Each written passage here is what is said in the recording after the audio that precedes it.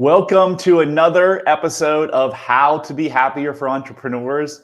Today, we have an awesome guest from across the big pond. Alun, how are you today? I'm great. Yeah. How are you? Good. And I'm sure people wouldn't ever guess by your accent, but where are you from? I'm from Liverpool, home of the Beatles here in England. The Yeah. Beatles. All right. Yeah. So I live about 8 minutes away from John Lennon's childhood home. Wow, that's pretty cool. All right. Well, we're starting right off the bat with history. That's awesome.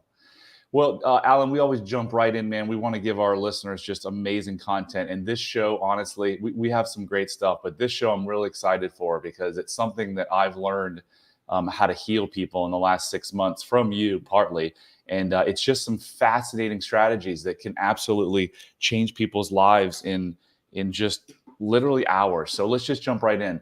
From your perspective, I know you've been a therapist for a long, long time. Why do you feel that traditional therapy often doesn't fully succeed in treating trauma? Yeah. I mean, before we start, let's just define trauma, because the stuff I'm going to talk about, trauma is that word that catches everyone's attention. But the stuff that I'm talking about I see it as a much wider definition. It's basically any psychological injury that still gets in the way of life today. So that can be the little t stuff, it can be the big T stuff, it can be emotional learning, psychological blocks. The thing that I'm going to talk to you about today covers all of those, but of course, trauma catches the attention. What does big T and little t mean for those that don't know? So it's kind of a bit of an artificial, I think, an artificial distinction, because ultimately, who am I or anyone else to decide whether your trauma is little or big? But sometimes people will say, well, I don't really have trauma. I have these things which were a psychological injury. So big T, people tend to think as like an assault, or maybe being part of a terrorist event or something like that. Smaller T or maybe the small things that look maybe smaller objectively, but nonetheless have a big impact on people's life. So I don't tend to like that distinction, but I just want to get across to people that what we're talking about here today, in terms of the neuroscience around this, it works not just with the trauma stuff. I mean, my book is called How to Remove Trauma Response, but it's much wider than that. It deals with any emotional learning. It deals with psychological blocks, psychological injury. So if you're listening to this thinking, well, I wouldn't really regard myself as having trauma, still include yourself in the conversation, because really, I wish we had a more encompassing word than trauma that basically met where the neuroscience is. But we don't. That's a democracy of the language, I suppose. But it's a much wider thing than what we're talking about today deals with. You know, Alun, I started using the word childhood programming, and I understand that trauma can affect you after childhood. But I thought the same thing. So many people were checking out when I said, "Oh, childhood trauma." I didn't have any trauma. Like I would have said that, "Oh, so what? My dad hit me with a belt and made fun of me. That wasn't trauma." And now I realized that was trauma that affected my life for 47 years. So anyway, go right ahead. Yeah, and that's a good point. But the reason why I think that traditional therapy is not necessarily treating this effectively comes down to two words. It's a really simple answer. And the reason why is to do with memory reconsolidation. So memory reconsolidation is simply a brain mechanism. So it's a biological mechanism. We have biological mechanisms all through our body. This one happens to be in the brain. And it's relatively recently discovered. But what memory reconsolidation does when it's triggered, it will actually remove that trauma response in the widest possible sense. So it removes that emotional learning.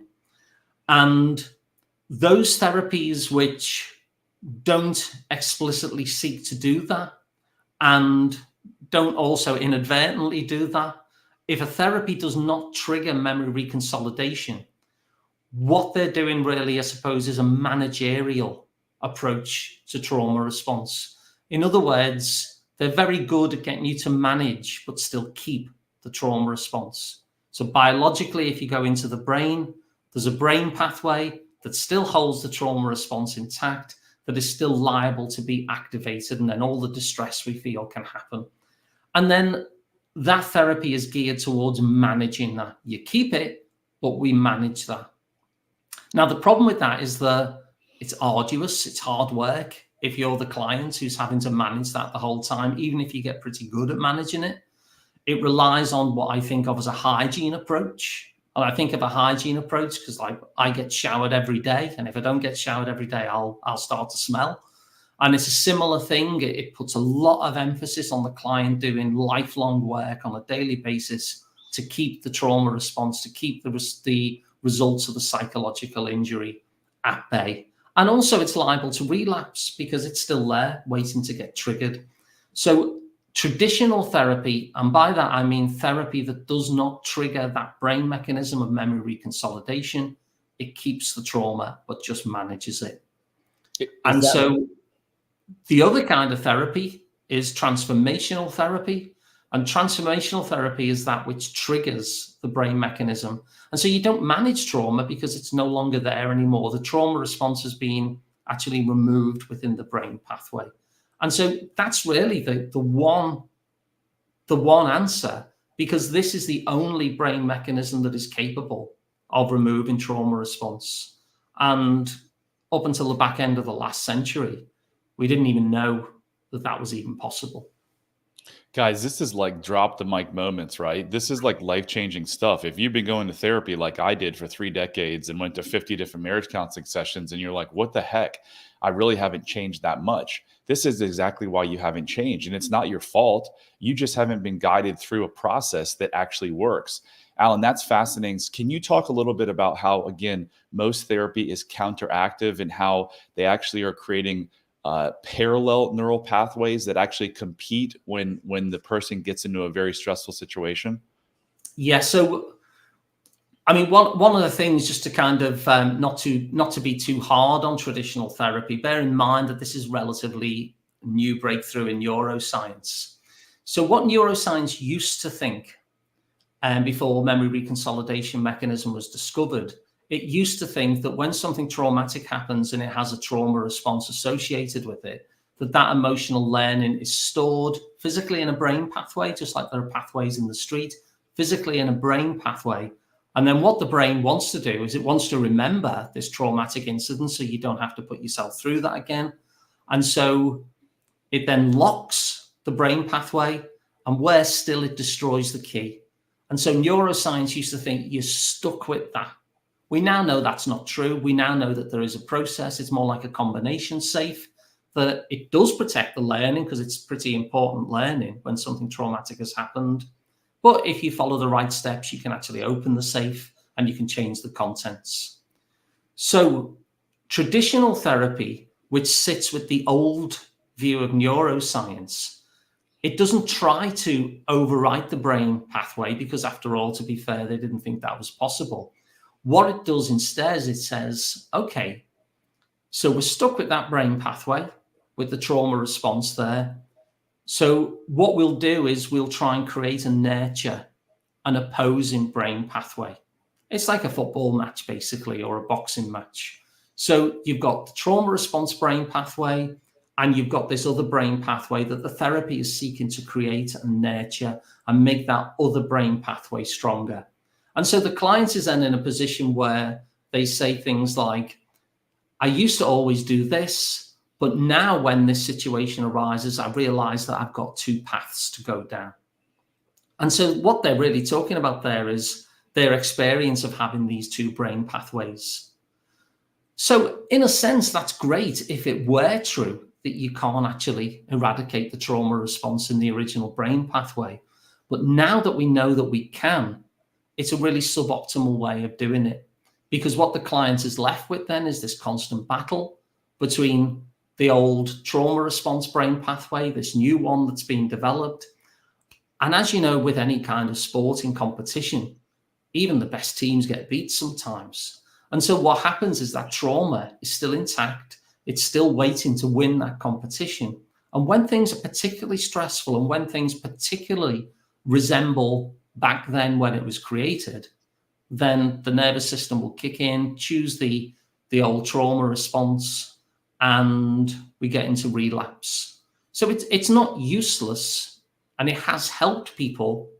But now that we know from this neuroscience breakthrough that we can actually remove the trauma response from the individual pathway, then it's just a suboptimal way of working with people, because you can either manage the trauma, have a competition that you'll sometimes lose and sometimes feel that distress, go back to square one, it will feel like from time to time, or you can remove the trauma response completely, much like overwriting an audio cassette.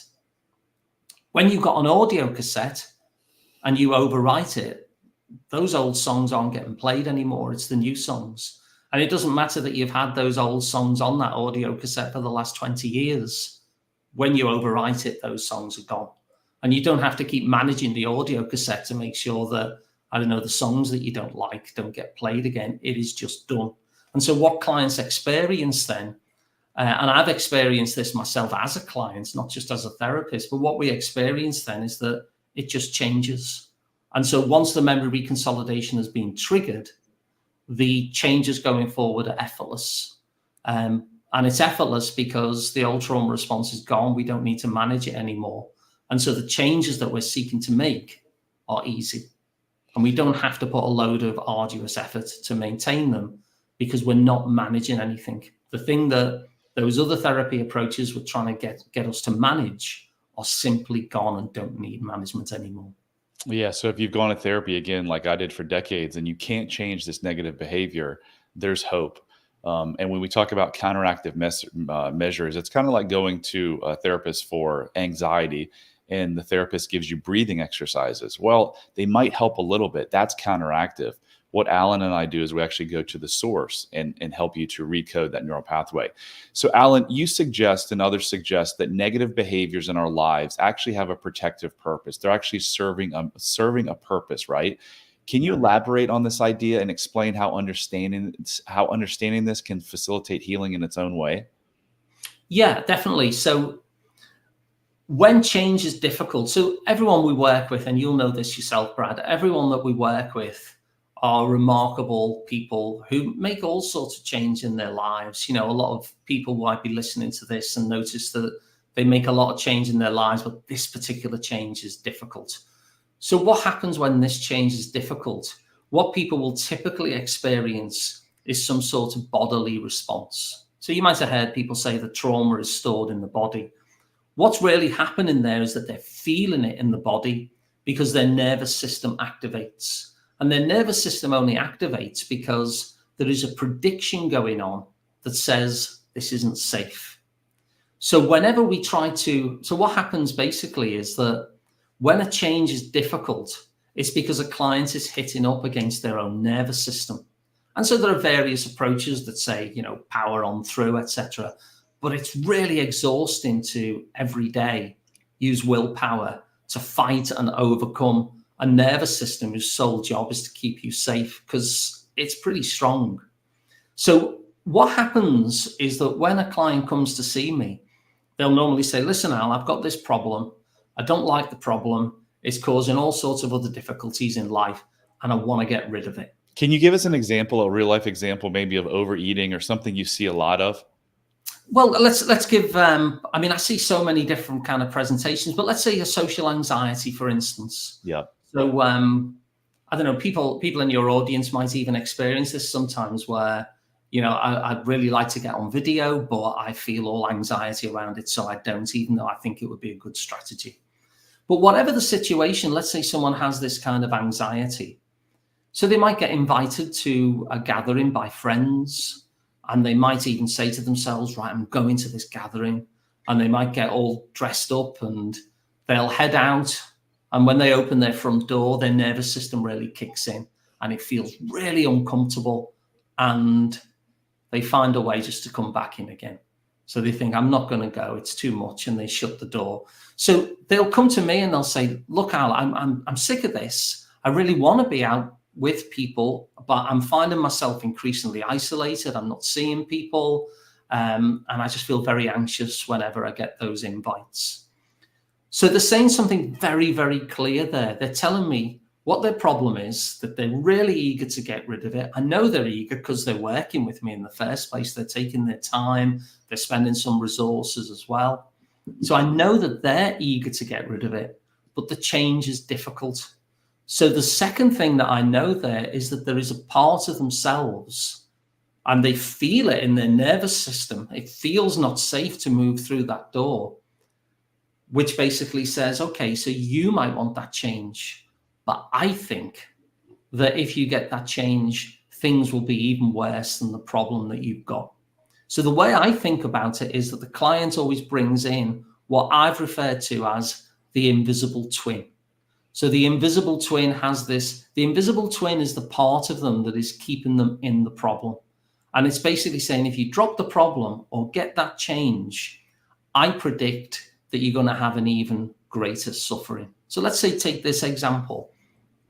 Let's say because what we have to do then, once we know the invisible twin is there, our job basically is to explore it and take the stance of, let's make sense. Let's figure out how.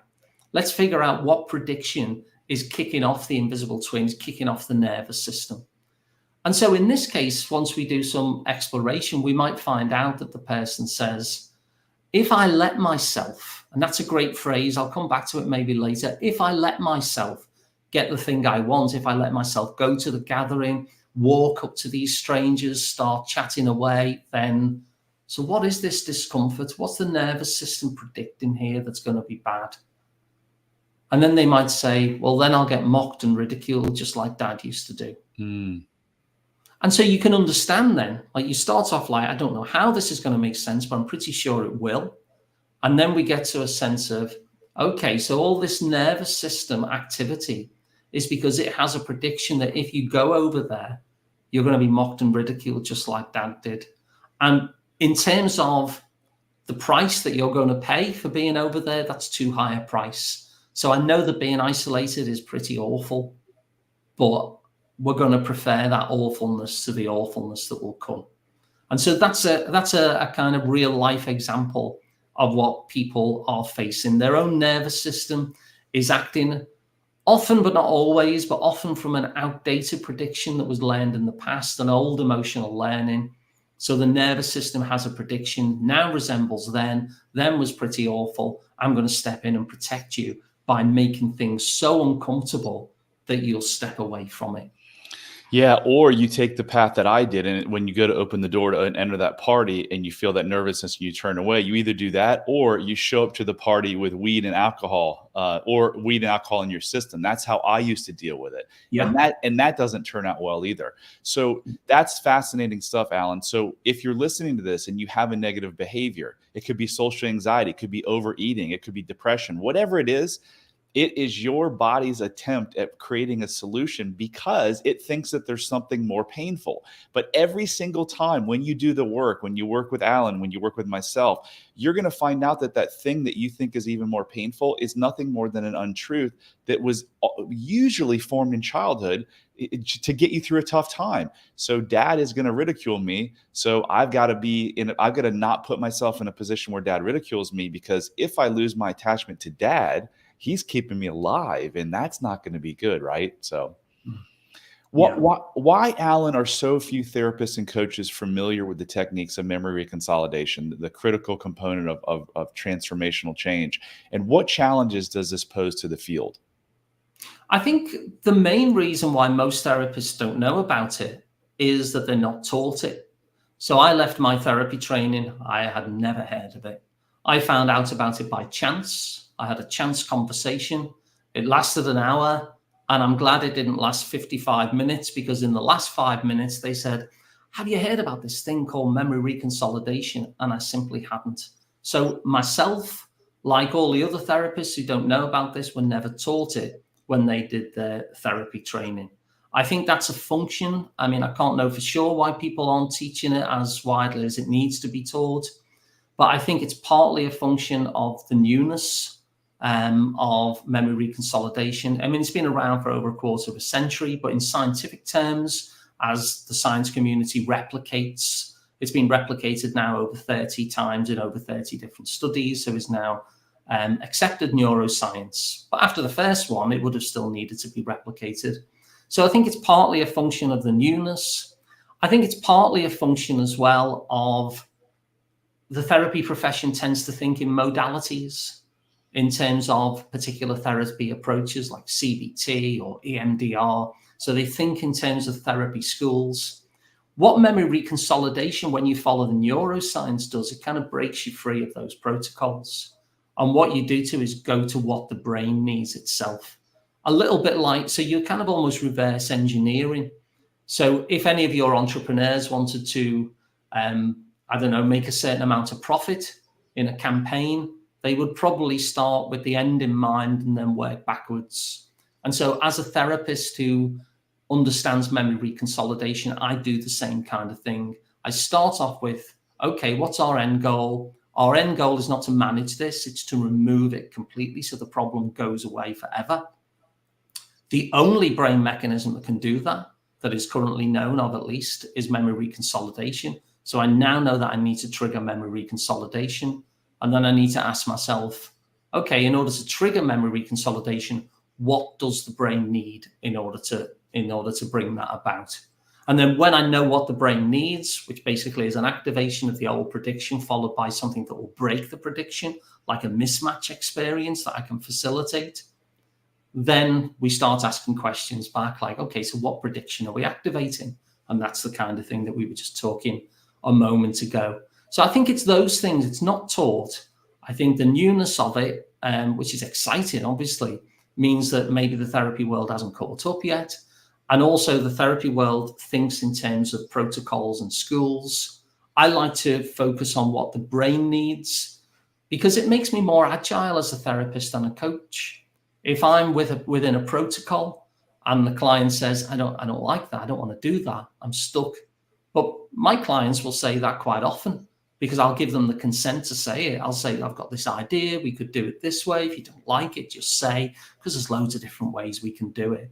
And so when a client says, I'd rather do it a different way, when you're focused on the map, it's a little bit like when you get lost on Google Maps and you fail to take a turn, it can just redirect you again. It gives you that same level of agility because you're following a map rather than a protocol. So, Alun, just quickly, what challenges do you think this poses to the field, this lack of familiarity with memory consolidation?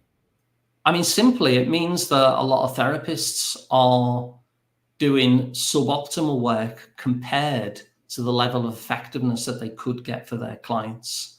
It's as simple as that. And when I was working as a therapist without knowing this, I just knew that there was a missing piece. I didn't know that it actually existed, but I knew that there was a missing piece in the work somehow. I understood the importance of the nervous system. I understood how powerful the nervous system is, that it's involuntary. So it happens regardless of our conscious choice. I always understood that was really in the executive. That was the one making our decisions for us. But I knew that there was something missing.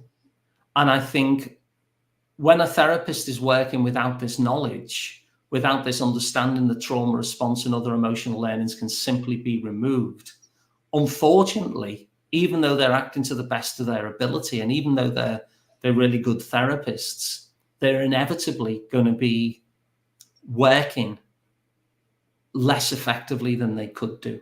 Yeah. Now, I'd say that, some therapists have an innate genius and will be kind of reaching, and even though they don't know about memory reconsolidation, might actually be triggering it.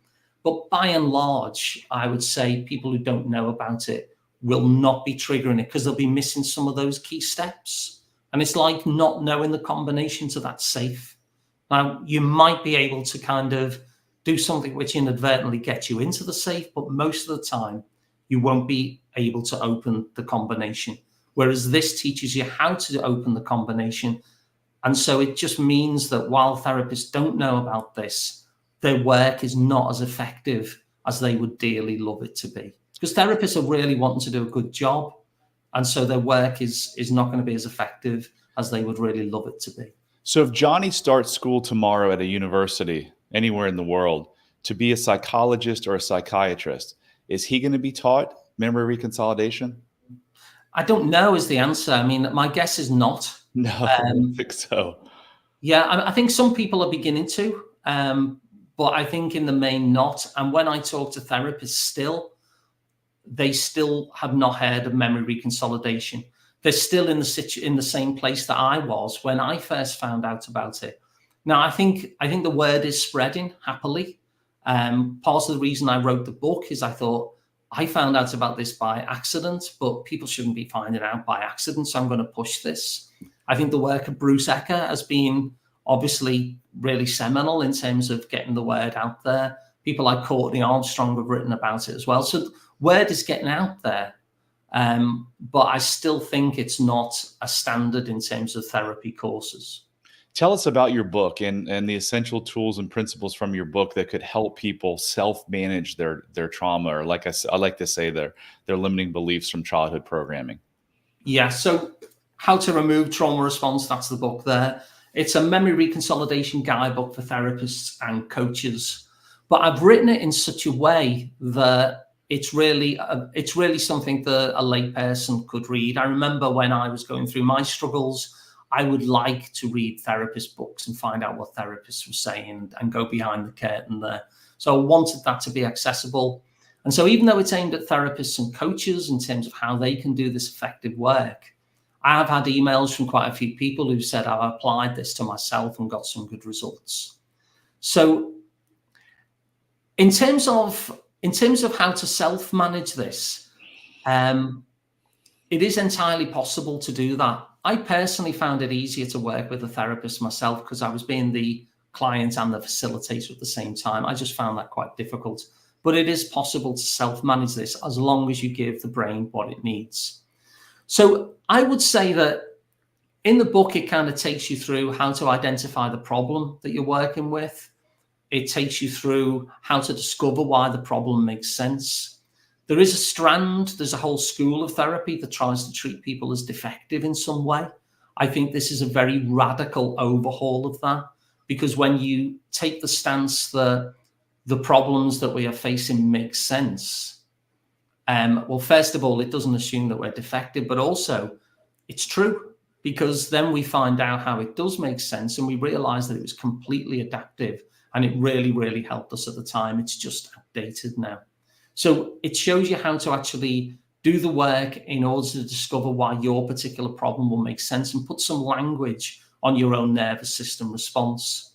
And then finally, there's a methodology in there, which I think is easier with a therapist, but there's not to say you can't do it yourself, whereby you actually provide that mismatch experience that allows you to activate the old prediction and then break it. It's a little bit like a magician, really. A magician will always set up an expectation and then break the expectation, which is the part that makes you go, wow. And you're doing that to your own nervous system. You're setting up an experience where the nervous system is expecting something negative to happen and negative meanings to be associated with it. And then you give it an experience imaginally, in terms of the way I tend to work, which provides a positive experience. Now, the imaginal stuff, people might dismiss that at first. And I even thought, I was even quite insecure about using it initially.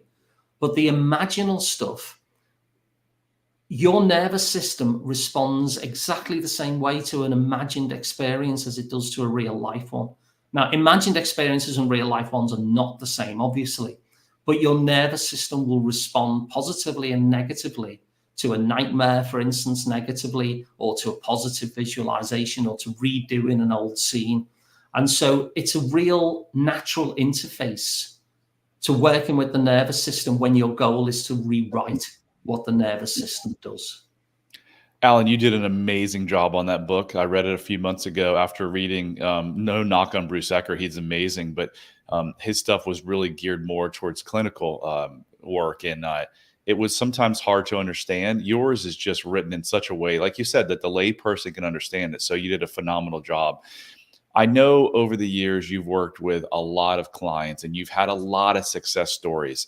Is there one that kind of comes to the top of your head when you think about just like, wow, how much someone actually changed in such a short time?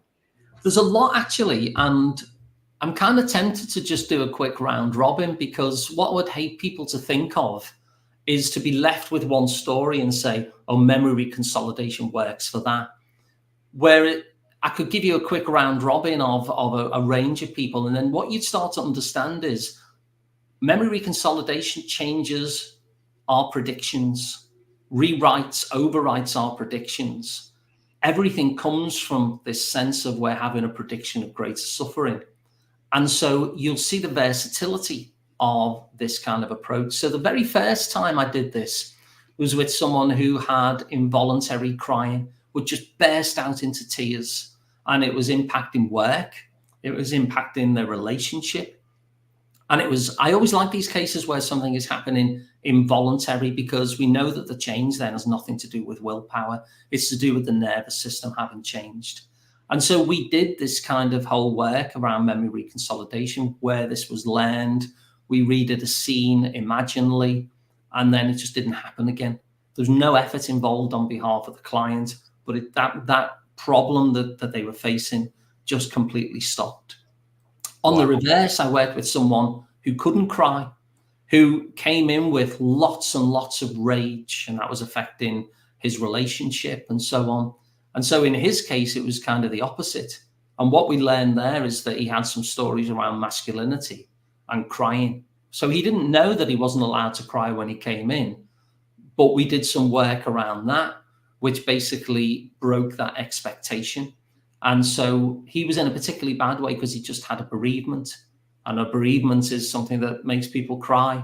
And so his fury and rage were kind of out of control when he first came to work with me. And relatively quickly, he was then in a place where the rage and fury was no longer a part of his life, and he was able to cry openly in front of his partner. So there's a whole range of things. I work with people who have anxious attachment, who are very insecure in relationships, maybe even to the point of feeling jealous and anxious, and maybe even a bit controlling. And then their nervous system is completely calm when they're in relationships. People who have negative self-talk, people who have really, really bad self-esteem, think of themselves as really disgusting, don't put themselves up for opportunities. The really wonderful aspect of this, you see, is once you've done the preparation work, once you've identified the prediction, and you're ready then to get to the final step, which is to trigger the brain mechanism, I can turn up for work and pretty much know that in an hour's time, their problem will be gone, even if it's something as entrenched as that. Because once it's happened and the trigger has happened, then that problem is gone. You mean it doesn't take decades like it did me? No, absolutely not. This is the thing, isn't it? So there's a school of therapy that basically says you should always have a therapist. The way I think of it is a therapist is helpful, not necessary, but helpful while you have a problem. And the goal of the therapy is to trigger memory reconsolidation so you don't need the therapist anymore. I love it. That's what I always aimed at. So from the day I started my coaching practice, it was, I'm going to give you the tools that you can use in whatever situation you get into for the rest of your life, and you don't need me anymore. You and I want to make the person self-sustaining. So if you're sitting there thinking, just to go beyond that though, once people stop working with me, they don't need tools because there's nothing to manage anymore. So touche. I love it. I mean, coaching is slightly different because, coaching, I might say, well, I want to lose 10 pounds in weight, or I want some business coaching, so I double my business or whatever. And then you might provide tools. But in terms of the psychological tools, once our problem is erased because that trauma response has been removed from the brain pathway, we don't need tools because there's nothing to manage. I love it. So if you're sitting here thinking, I wonder if I have some of these underlying limiting beliefs that are driving my negative behavior, and you want to find out in less than 3 minutes, just go to unlocklimitlessyou.com/quiz and take our self-love quiz. It may be a journey, a step in a direction that creates this life-changing event for you. Alun, this has been phenomenal. I'm sure people are going to want to reach out to you, want to read your book. How can people best get in touch with you? Yeah, so they can get in touch at freshtherapists.com. So if you're a coach or a therapist, you might want to work with me to learn how to do this for your clients. And if you're not a coach or a therapist and want to work with me as your coach or therapist, you'll be able to contact me there as well. Awesome. This was absolutely... I'd recommend getting the book as well. You can actually get this free on Kindle Unlimited. So any of you subscribe to Kindle Unlimited, you don't even have to pay for it.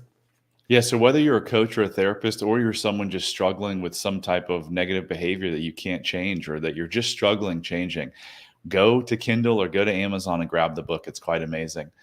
So that concludes another episode of How to Be Happier for Entrepreneurs. Remember, I'm on a mission to help 1 million people find freedom and happiness by reversing these underlying limiting beliefs. And I can't do it alone, so I need your help. So if you like this content, if you like this show, please rate it, please rate it, please rate it, review it, share it, whatever you can do to help us get the word out so that we can help change this beautiful world that we live in.